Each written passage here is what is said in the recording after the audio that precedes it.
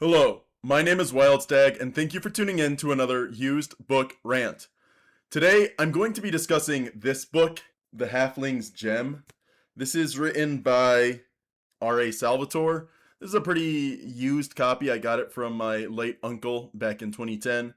This is the third of the Icewind Dale trilogy, and it's back when R.A. Salvatore was still kind of throwing out feelers for this party, the Companions of the Hall, where he didn't want Dritz Do'Urden to be the primary focus. He still had Wolfgar in mind, but Wolfgar was kind of the focus, Wolfgar and Dritz Do'Urden in the first book, The Crystal Shard. And then in the second book, Silver Streams, it's primarily focusing on Brainor Battlehammer and Dritz Do'Urden. This one more prominently focuses Regis, the halfling who is on the run, has been hiding in Icewind Dale for years to hide from the crime lord from whom he stole a gem.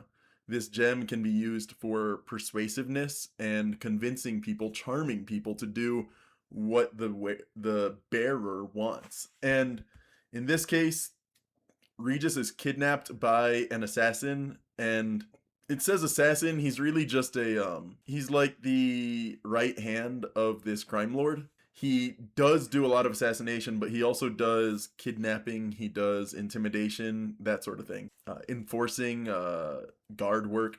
And so Artemis Entreri has kidnapped Regis, and now Dritz Do'Urden, Brainor Battlehammer, Wolfgar, and Catti follow Regis from the north, the Silver Marches, all the way down to Kalimshan, where Regis is from. And in this book, there are several characters who are featured prominently that are eventually going to return in later books, such as Dudormont, the ship captain who is very anti-piracy and is a seafaring ally in later books. There is Wolfgar and Catti relationship, which is a recurring character situation.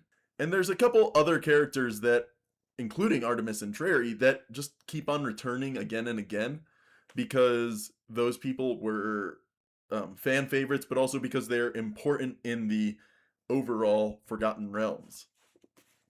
So, in this case, I think this was like it's an okay book following Streams of Silver. I think I said Silver Streams earlier, but it's Streams of Silver. This one is a bit unusual. Dritz Do'Urden in the cover art is shown with just one scimitar. There's a side quest because his weapon of choice, his style of choice, is two-weapon fighting with scimitars. And his Drowcraft weapons begin to fail him and take damage when he is out of the Underdark and on the surface.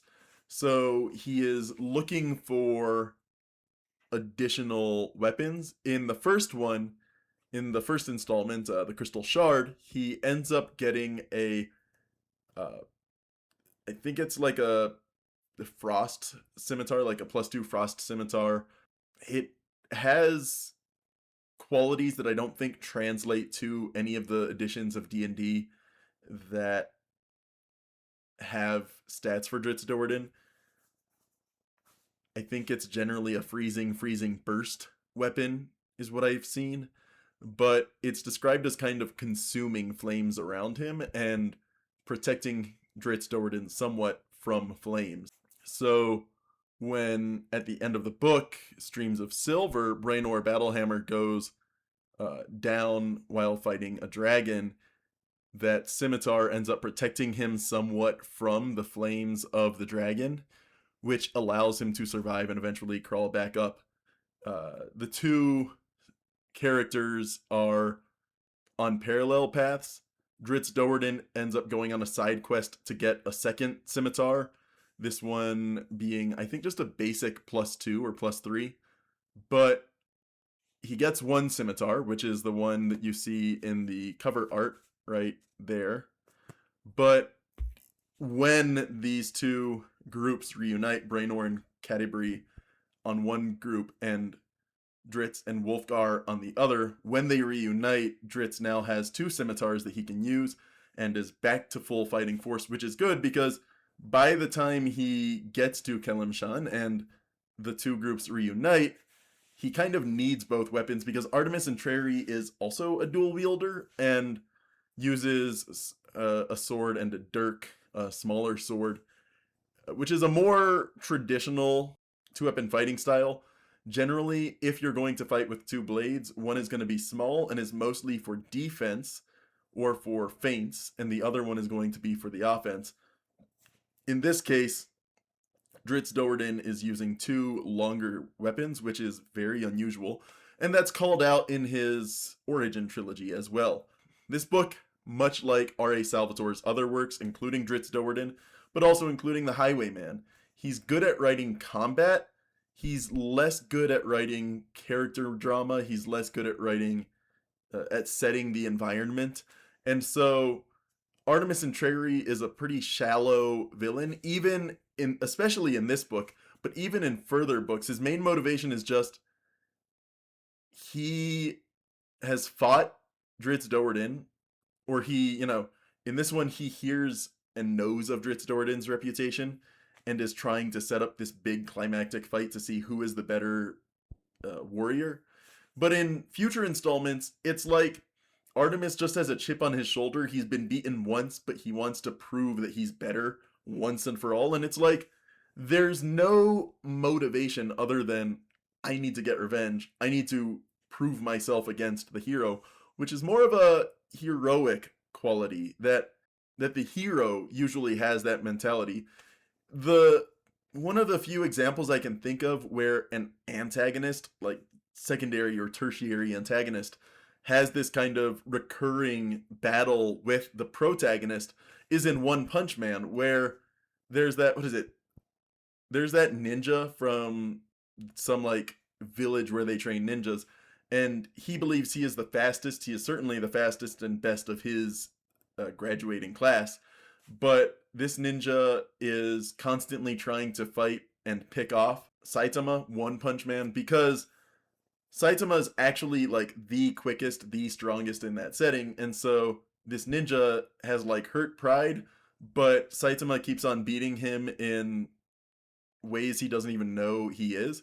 So, for example, one of the times, and again, One Punch Man is a not a comedy per se, but satiric, has comedic elements to it. So, in one of these encounters, Saitama doesn't really know whether the ninja is a guy or a girl.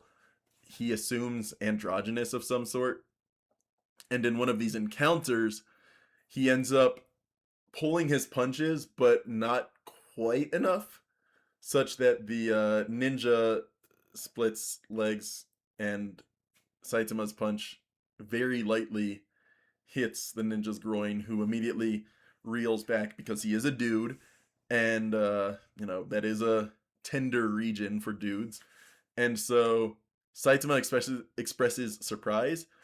But again, that's not usually a antagonist quality that I have been beaten by the protagonist and I need to come back and defeat him. Usually there's a sense of like an antagonist sparing the hero because oh, you're just so much more beneath me, and the goal then is for the protagonist to come back and defeat the antagonist to show that they are now more powerful and capable of defeating the big bad.